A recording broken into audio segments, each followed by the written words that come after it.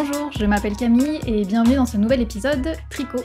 J'essaye de vous faire une vidéo à peu près une fois par mois pour vous montrer mes avancées, ce que je suis en train de tricoter, les projets que j'ai terminés et également parfois les acquisitions liées au tricot, à la laine que j'ai pu faire. Donc au cours des dernières semaines, j'ai pu terminer le top baigneuse que j'avais déjà commencé à vous montrer, donc qui est comme ceci. Donc c'est un patron de Atelier Émilie. Donc c'est un débardeur d'une forme assez simple, mais qui était vraiment très agréable à tricoter. Donc moi j'ai utilisé 2 écheveaux, un peu moins de 2 écheveaux, d'un fil que j'ai pris chez Célène, donc sur sa boutique Etsy, qui est un fil de taille sport, 100% Merino Superwash, donc dans le coloris tabac. Donc qui est un marron chaud, marron caramel chaud comme ça, que j'aime beaucoup. Donc bon, c'est sûr qu'en 100% Merino, du coup c'est un peu... il tient un peu chaud, j'ai pas pu le porter pour l'instant, mais je pense que pour la mi-saison, je pourrais le mettre par exemple sous une chemise ou même à porter tout seul, hein, si je mets par-dessus un petit gilet ou quelque chose comme ça, je pense que ça ira très bien. C'est vrai que dans le patron, c'est recommandé d'utiliser un fil Merino Tencel, ou 100% Tencel, je sais plus, Merino Tencel. Donc c'est vrai que ça sera plus respirant et plus léger pour l'été, ça tiendra moins chaud. Donc si je le refais, je pense que je ferai ça, vraiment pour pouvoir le porter quand les chaleurs sont un peu plus fortes. Mais en tout cas, de l'avoir fait dans cette laine-là, qui est extrêmement douce, j'en suis ravie. J'avais tricoté le patron dans la première taille, en suivant les mensurations qui étaient données, c'était ce qui me convenait normalement. Mais comme je tricote assez serré, j'avais augmenté d'une demi-taille d'aiguille, et en faisant ça, j'étais tombée sur le bon échantillon. Donc j'étais partie sur la première taille, mais avec du recul, je pense que j'aurais pu faire la deuxième. J'aurais été légèrement plus à l'aise dedans. La première, ça va, enfin ça passe, je veux dire, je suis pas trop serrée ou quoi. Mais si j'avais fait la deuxième, c'est vrai que j'aurais été un petit peu plus à l'aise, ça aurait été bien aussi. Donc c'est un patron qui se tricote en aller-retour au départ, donc pour la partie du dos jusqu'en bas des emmanchures. On fait de l'aller-retour. Ensuite, on vient reprendre les bretelles, puis on fait pareil devant, aller-retour jusqu'en dessous des emmanchures, et ensuite c'est du tricot circulaire. On reprend tout ensemble et on fait du jersey jusqu'en bas. Donc là, la longueur, c'est à chacun de voir ce qu'il préfère, s'il préfère quelque chose de plus crop ou de plus long. Pour ma part, j'ai suivi ce qu'il y avait dans le patron, et ensuite on fait des côtes 1-1 torse, qu'on vient ensuite... on vient ensuite faire pareil sur les emmanchures en reprenant les mailles, et pareil sur le col. Donc en soi, c'est un patron plutôt simple. Enfin, pour les gens qui débutent, par exemple, je trouve que c'est vraiment pas mal. Et il est très agréable à tricoter. Franchement, c'était hyper chouette de... Moi, faire du jersey, j'aime bien. De pas avoir forcément à réfléchir et ne pas avoir à prendre son patron avec soi, et juste avoir à tricoter. Moi, j'aime beaucoup. Pendant les vacances, en plus, c'était très bien. C'était la première fois que je faisais des côtes torse. Donc c'est-à-dire qu'on passe, pour faire le... Quand on fait des côtes, on fait une fois maille endroit, une fois maille envers. Et là, pour la maille endroit, on passe à chaque fois donc par le brin arrière de la maille. Et franchement, c'est super chouette. Enfin, ça fait des côtes que je trouve beaucoup plus régulières qu'avec la méthode classique. Donc franchement, j'aime beaucoup. Et c'est pas plus long à faire, pas du tout. Donc c'est vraiment sympa. Je pense que maintenant, je ferai que des côtes torse. Enfin, le plus souvent possible, des côtes torse quand j'aurai des côtes à faire sur un tricot. Parce que j'aime beaucoup le rendu. Donc bien sûr, quand j'ai eu fini de le tricoter, donc il était plus petit que ça, et sur le patron, Émilie donne les mesures finales que le tricot doit avoir après blocage. Donc c'est-à-dire pour qu'on sache à quelle taille on est censé l'étirer pour qu'il soit, pour qu'il tombe tel qu'il a été conçu. Donc c'est ce que j'ai fait et c'est vrai que du coup c'était beaucoup mieux après blocage et j'en suis très contente. Il est bien fluide je trouve avec cette laine et il est tout doux donc j'ai hâte de pouvoir le mettre. Ah oui et j'ai un petit accroc, alors bon c'est bête, ça tombe devant, j'aurais préféré que ça tombe derrière ou quoi, mais ici, je vous ferai peut-être un gros plan, mais cette maille-là, en fait, c'est sur la laine elle-même, il y avait un... Comme si une partie du brin s'était cassée. Enfin, cassée, mais pas complètement. La maille tient toujours, mais la laine est quand même... C'est comme si elle n'était pas filée, en fait. Du coup, ça fait un bout un peu poilu. Voilà, pile donc juste sur cette maille. Et je sais pas trop comment cacher ça. Je peux pas passer les brins derrière. Et je sais pas si... Faudrait que j'ai quelque chose qui puisse, je sais pas, lisser la laine juste pour éviter que ça fasse ce petit bout fourchu là. Et que du coup ça... Je pense que de loin ça se voit quand même. Donc bon, ça me dérange pas trop, mais c'est vrai que j'aurais préféré que ce soit sur l'arrière ou en bas, je sais pas. Mais bon, voilà. Donc, si jamais il y a une solution, vous pensez à quelque chose pour masquer un peu ça, je veux bien que vous me donniez des idées. Il y a l'une d'entre vous en commentaire quand j'avais commencé à faire ce top qui m'avait conseillé avant de finir le corps, de faire les côtes des emmanchures et du col pour pouvoir déjà l'enfiler et avoir une première idée de ce qu'il donne. Et partie dans ma lancée, je n'ai pas fait ça, mais j'aurais peut-être dû, juste par rapport à... Donc les dimensions sont bonnes, mais en revanche, par peur de manquer de laine pour faire toute la longueur et les côtes, je me suis arrêtée trop tôt. J'aurais pu continuer encore un peu la longueur du corps, mais pas j'arrivais pas à visualiser la quantité de laine que ça allait me demander pour faire ces côtes. En soi, ça demande vraiment pas grand-chose, mais du coup, j'ai arrêté la longueur du corps un peu plus tôt que ce que j'aurais dû peut-être, et je me retrouve avec tout ça de reste. Donc j'avais clairement de quoi rallonger encore de 2-3 cm. Mais bon, du coup voilà, je me suis arrêtée avant et il me reste tout ça, donc je sais pas... J'aurais aimé du coup utiliser un peu plus de ma laine pour que j'ai moins de reste, mais bon c'est pas grave. Mais donc du coup je vous transmets donc l'astuce de faire les côtes col et manches, parce que je trouve que c'était vraiment une bonne idée, donc même si j'ai pas fait ça, je pense que ça a vraiment un réel intérêt. Donc ensuite, le deuxième projet sur lequel j'ai avancé pendant les vacances, c'est le châle Tibesti de Bérengère Caillot.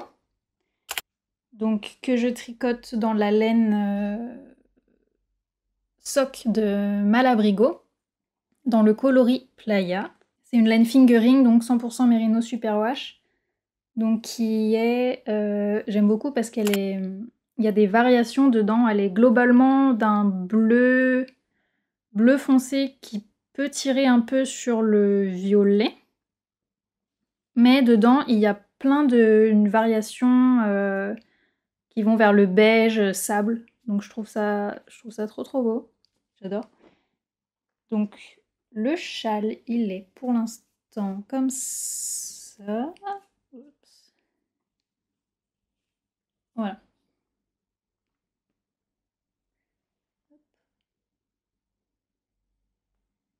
Pour l'instant, j'en suis là. La dernière fois que je vous l'avais montré, je l'avais commencé il y a pas longtemps, donc je pense que j'avais le triangle du bas ici.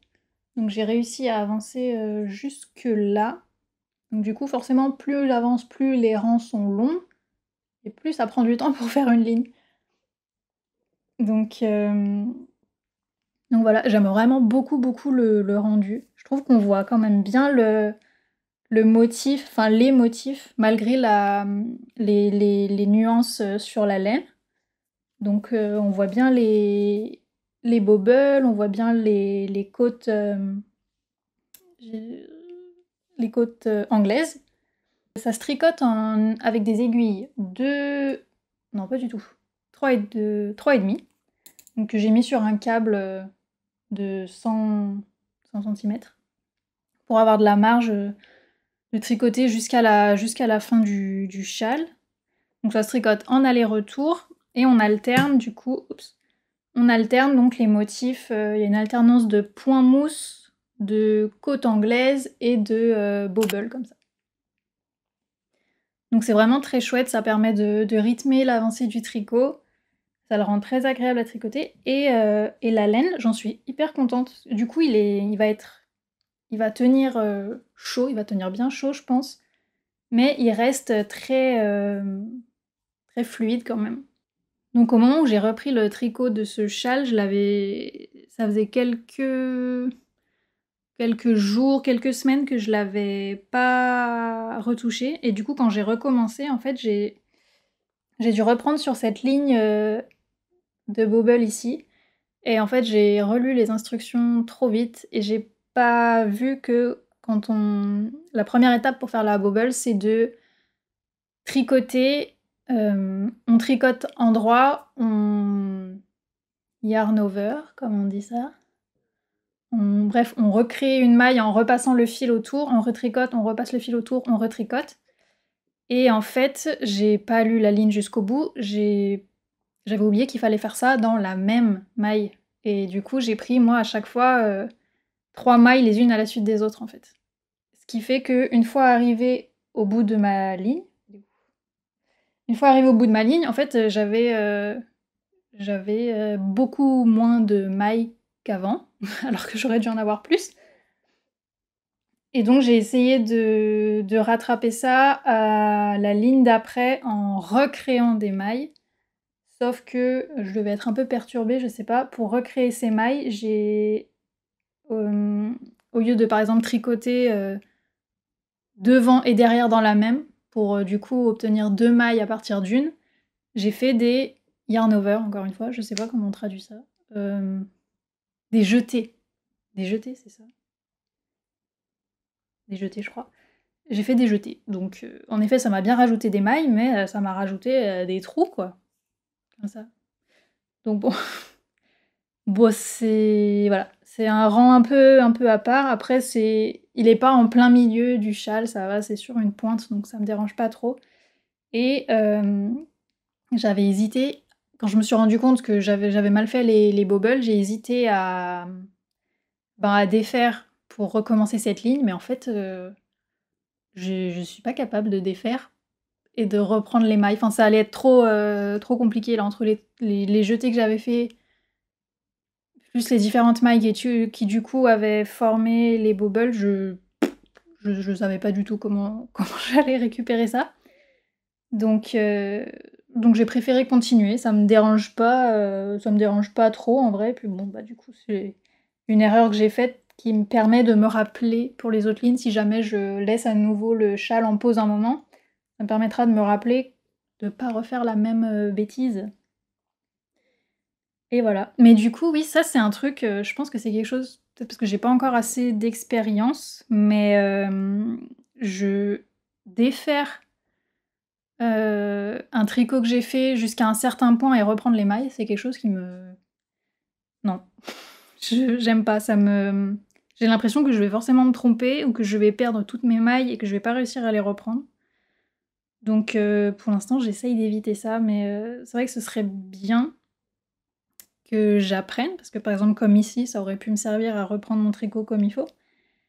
Mais ouais, non, pour l'instant, je ne sais pas trop comment faire.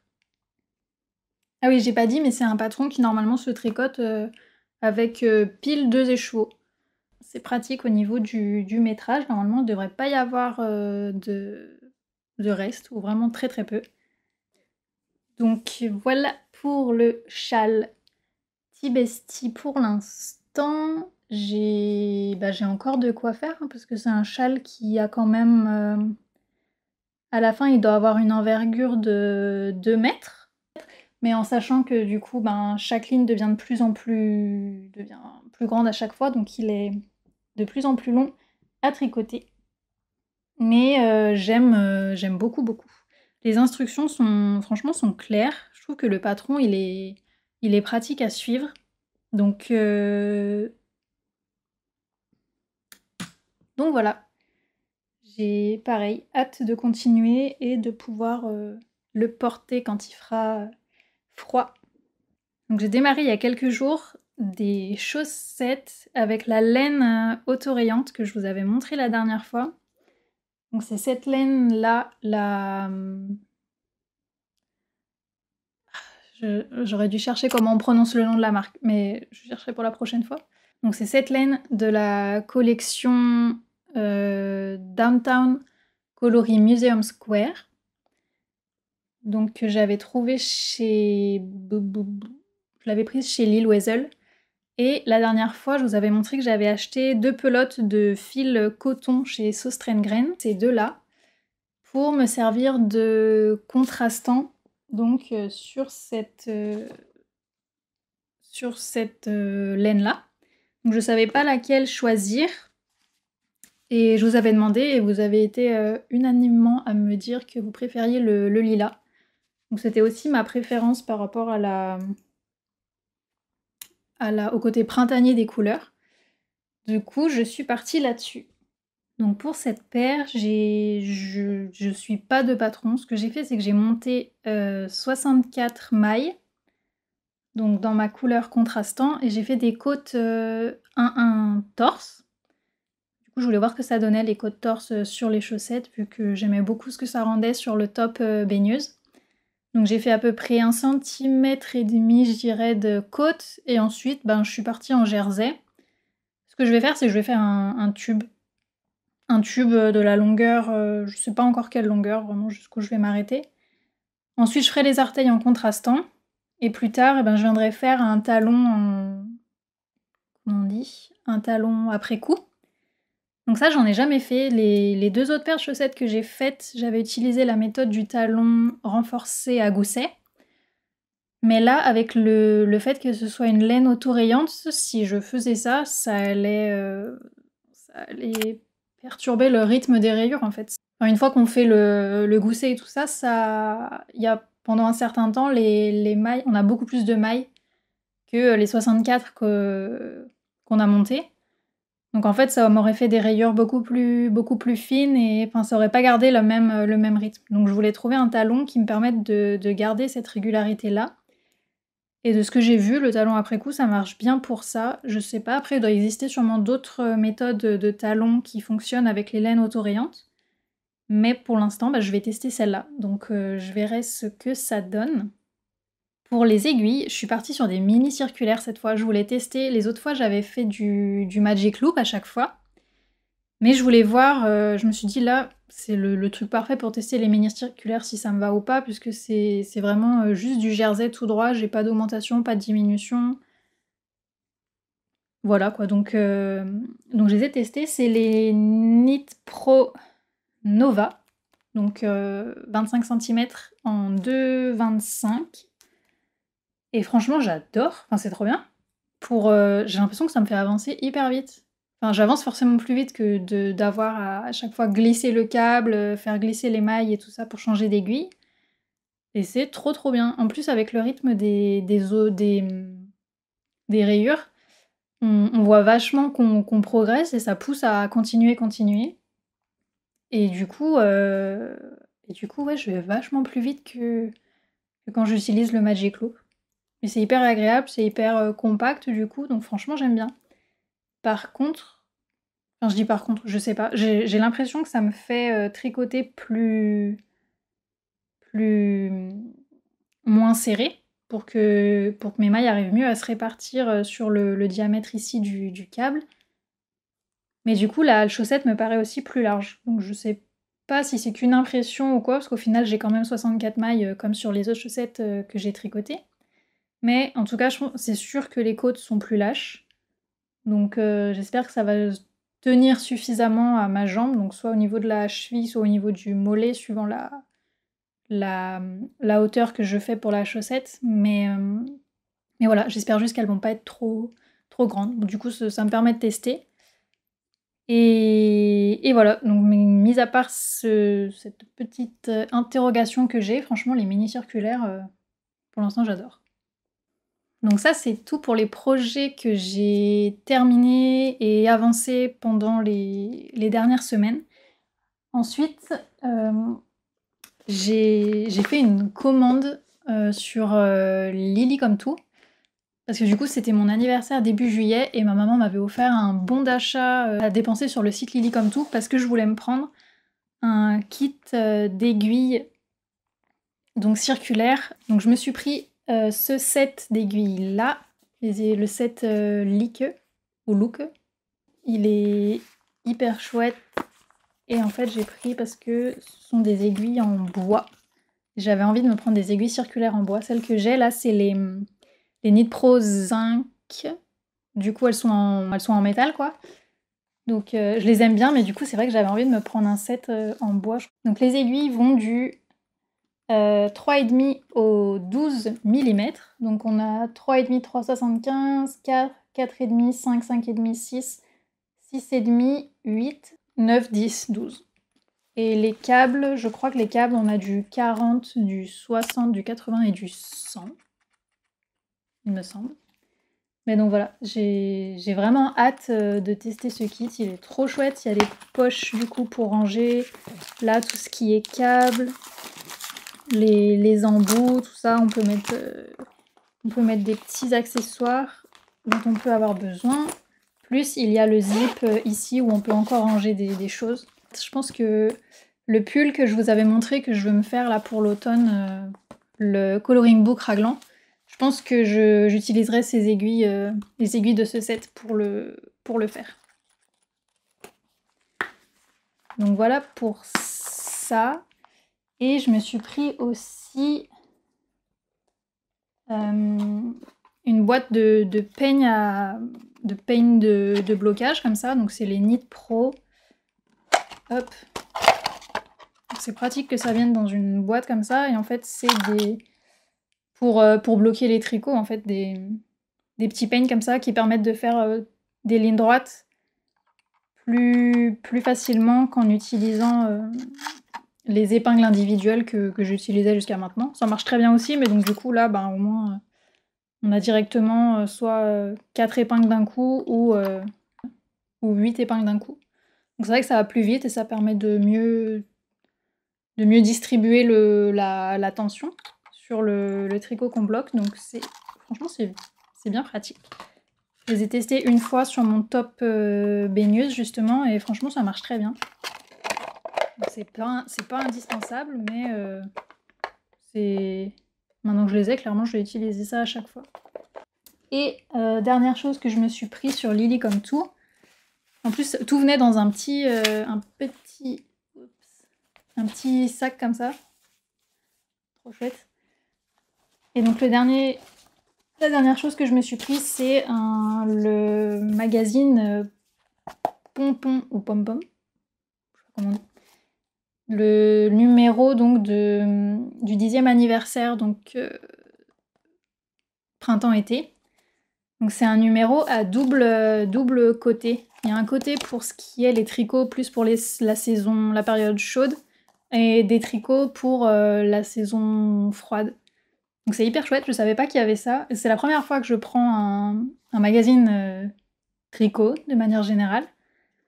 Mais celui-là, j'avais trop envie de me le prendre, et franchement, c'est trop bien. Les modèles qu'il y a dedans, alors c'est vrai que celui-là, le top qu'il y a en couverture, je le trouve trop beau. Mais du coup, c'est du crochet.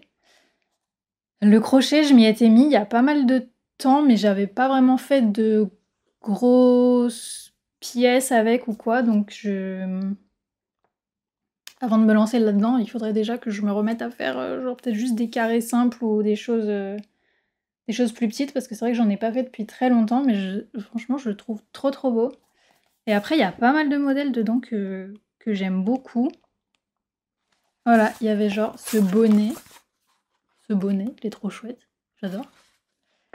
Donc il y a ce bonnet que j'aime beaucoup, ce pull aussi, franchement, trop sympa. Avec le système de rayures verticales, je pense qu'il doit avoir une construction assez particulière. Ce grand châle aussi, il a l'air tellement doux.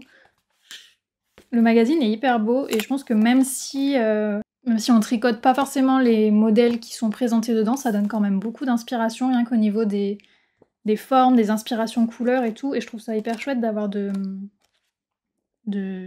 voir de belles photos qui montrent des tricots, quoi, sur un support qu'on peut feuilleter, qui soit pas numérique, c'est hyper agréable. Donc voilà, c'est tout pour cet épisode. Merci beaucoup d'avoir regardé cette vidéo. Je sais pas quand ce sera je sais pas quand est-ce que je vais pouvoir poster la prochaine, parce que là, je vais partir dans quelques jours. Je vais partir en voyage à l'étranger pendant 1 mois, donc je vais pas emmener avec moi du tricot. Déjà, je suis même pas sûre que je puisse emmener des aiguilles à tricot en cabine. J'ai qu'un bagage cabine, donc je suis pas sûre que je puisse en emmener. Et en plus, même si je peux, je pense pas que que je tricoterai là-bas. Donc ça fait que mes projets vont être un peu en pause là pendant plusieurs semaines, donc je pourrais pas refaire un épisode dans 1 mois parce que j'aurais rien de vraiment nouveau à montrer. Donc ça va décaler un peu, mais en tout cas j'essaierai de faire ça le plus tôt que je peux, avec suffisamment de nouveaux projets à vous montrer pour que ce soit quand même un peu intéressant, quoi. Donc voilà. Donc je vous dis encore merci beaucoup pour votre soutien, les nouveaux abonnés, les commentaires, et vraiment c'est trop chouette. Donc merci pour ça, et je vous reverrai donc dans la prochaine vidéo.